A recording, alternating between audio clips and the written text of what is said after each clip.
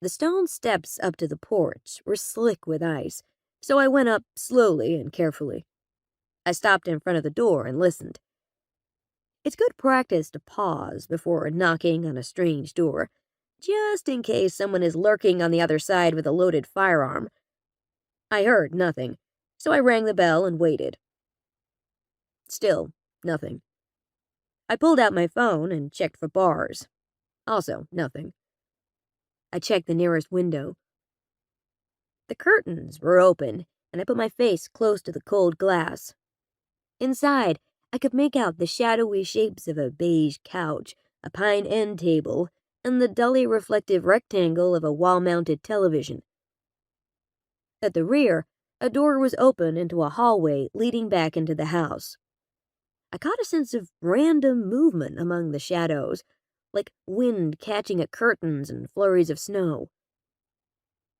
I fumbled my flashlight out of the pocket of my parka and lit up the interior. There were the remains of a coffee table in front of the couch. The glass top was now a spray of glittering crystal across the carpet. A coffee cup lay on its side among the debris. There was no other obvious damage in the room, so it could have been an accident rather than signs of a struggle, but I didn't like it. Especially when I angled my flashlight into the hallway and saw that the back door was hanging open. I worked my way around the house and into the unfenced backyard.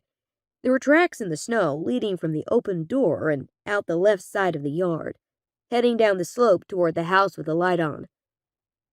I approached the door, careful to avoid disturbing the tracks, and crouched down for a closer look.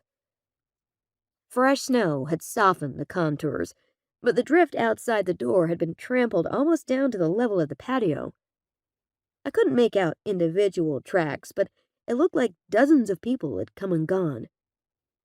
Something I couldn't identify had made strange, misshapen holes and gashes either side of the trail, and there were streaks of green and red along the trail that glistened in the beam of my flashlight. Despite the cold, I unzipped my parka enough to draw my firearm, and then, holding it close to my chest, I gingerly climbed the back steps and entered the house.